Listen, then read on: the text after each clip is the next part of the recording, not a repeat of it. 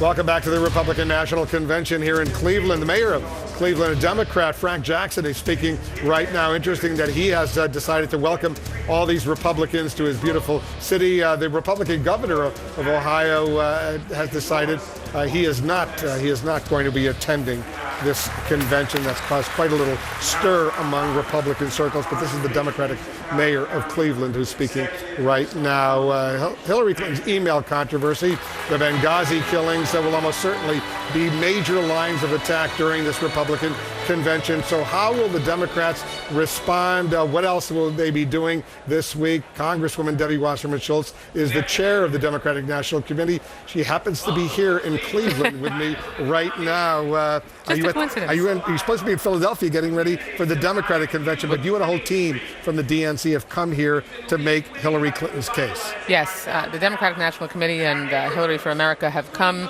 for this entire week to the Republican National Convention to make the case that everything you'll hear on this stage, the American people know that we are better than this, better than the divisive, unqualified, unprepared, racist, bigoted rhetoric that you've heard from Donald Trump throughout this campaign.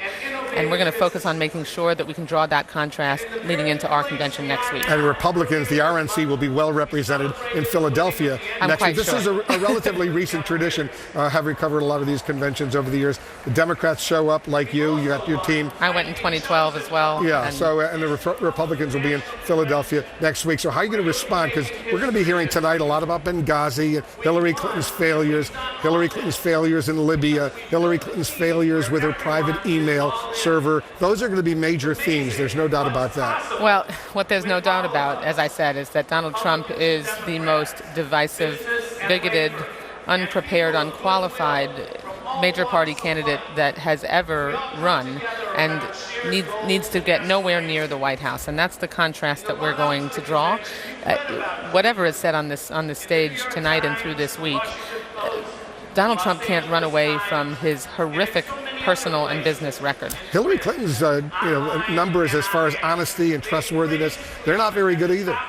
Donald Trump has been bankrupted several times, has abandoned employees, has discriminated against his own employees, has caused thousands of students from Trump University to face economic hardship by his fraudulent university. The list goes on of Donald Trump and how he's mistreated everyone he's ever dealt with.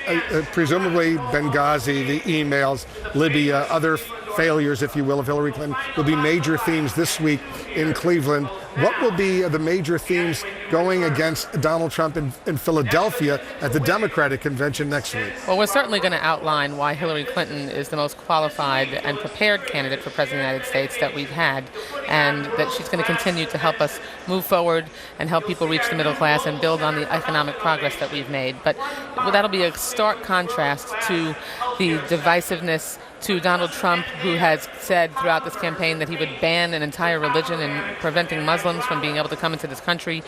He began his campaign, Wolf, if you remember, by declaring Mexicans rapists and drug dealers.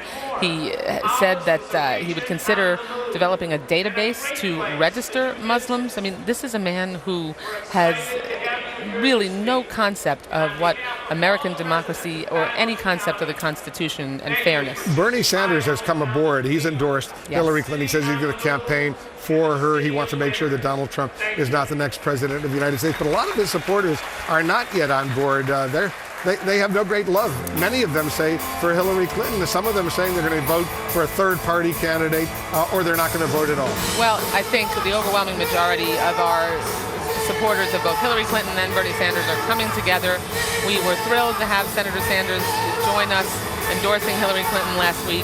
His supporters are already being incorporated into our campaign as organizers and as neighborhood team leaders and field staff. And we are a united party. We'll be united going into Philadelphia, unlike what's going on here in Cleveland, where you have even the governor and for example, none of my South Florida Republican colleagues are here. I'm actually the only federal official from South Florida here in Cleveland at the Republican National Convention because my three colleagues had no interest in being anywhere near this convention or associating themselves with Donald Trump's toxic brand. There's a lot of Republicans have decided they do want to attend this convention, including the Republican governor, that's John right. Kasich. And both former Republican presidents and all the Republican nominees from recent times. All right, we'll look forward to Philadelphia next week as well. Thank you. W. Washington Mitchell, thanks very much for joining us. We're going to show you some live pictures right now. Anti-Trump protesters here in Cleveland. They're marching towards the convention center. Our reporter is in the crowd. We're going to go there next and update you on that and a lot more. We'll be right back.